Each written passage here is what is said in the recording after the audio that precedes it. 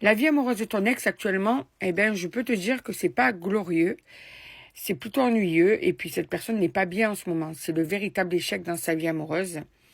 Cette personne, en fait, d'après ce que je ressens, c'est qu'elle a refait sa vie ou retourné quelqu'un et il y a ce regret, tu vois. Cette personne n'est pas totalement honnête avec cette personne, il n'y a pas de fidélité, il y a du mal-être. Cette personne est partagée, elle n'a pas du tout envie d'être avec cette personne. En ce moment, ton ex, en fait, subit son choix ou subit le fait qu'il ait mis fin ou elle ait mis fin avec toi.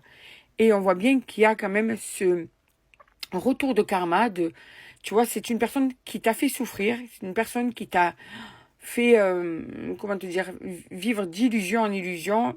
Et bien là, on dirait que juste que le karma fait en fait ce qu'il doit faire, c'est-à-dire faire toucher du doigt à cette personne qu'en fait, tout ce qu'elle a pu te faire vivre, ou tout ce qu'il a pu te faire vivre, tu ne le méritais pas. Qu'il aurait fallu un comportement beaucoup plus clean, beaucoup plus, comment dire, respectueux, tu vois. Donc, on te dit juste que maintenant, cette personne, elle n'est pas bien dans sa vie. On va aller voir la suite du tirage.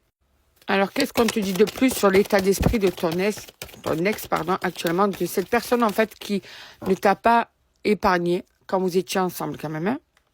Vous avez dû avoir des moments qui étaient beaux, mais cette personne n'a quand même pas été là pour t'épanouir, pour te tranquilliser. Tu vois, ça a été quand même une relation assez houleuse. Au niveau des émotions, c'était un coup chaud, un coup froid. Je te dis ça pour que tu puisses savoir si ça te correspond, savoir si c'est pour toi. Alors, on te dit que cette personne est véritablement triste depuis qu'elle n'est plus avec toi. Donc, tirage général, ça ne peut pas être pour tout le monde. Donc, cette personne est vraiment dans le regret, dans le mal-être, dans le chagrin d'amour. Il y a quelque chose de l'ordre de « je n'ai pas fait le deuil de notre relation, je suis pas bien, j'ai envie de te parler, j'ai envie de te voir ». Voilà, c'est vraiment ça, tu vois. Cette personne, eh bien, est en gratitude vis-à-vis de toi parce que elle te remercie de tout ce que tu as pu lui apporter, de tout l'amour que tu as pu lui donner. Là, tout ça, ça lui manque en fait.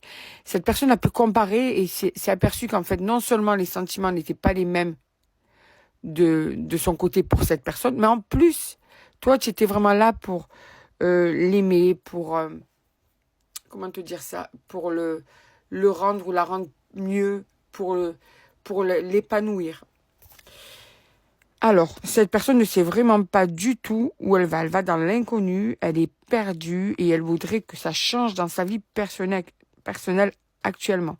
Elle a vraiment envie de changer son quotidien. Elle a vraiment envie de changer sa situation amoureuse parce que là, elle supporte de moins en moins cette situation. Tu vois, elle est vraiment très très mal. C'est pas facile, quoi. Donc, qu'est-ce qu'on te dit? Alors, tu sais, il lui a fallu du temps à cette personne pour comprendre qu'en fait, elle a été toute seule dans la gueule du loup.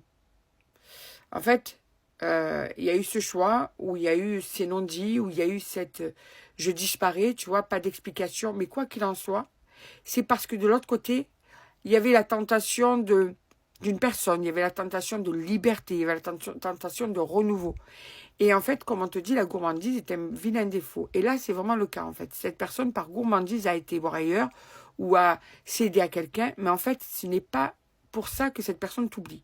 Pas du tout. Je dirais même que c'est plutôt le contraire, tu vois. Alors, écoute. Là, cette personne, homme ou femme, va être de plus en plus dans l'hypersensibilité à fleur de peau, pas bien. Et on te dit qu'en fait, elle va sûrement te contacter. Elle ne va pas résister au fait d'avoir envie de te contacter.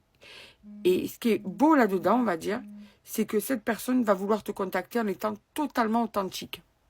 C'est-à-dire que là, il n'y a pas de je porte un masque, je fais semblant, je suis fière, je me la pète. Rien du tout. C'est vraiment la personne va arriver la plus authentique possible. Parce que là, il y aura eu une remise en question. Parce que là, il y aura eu un vrai recul.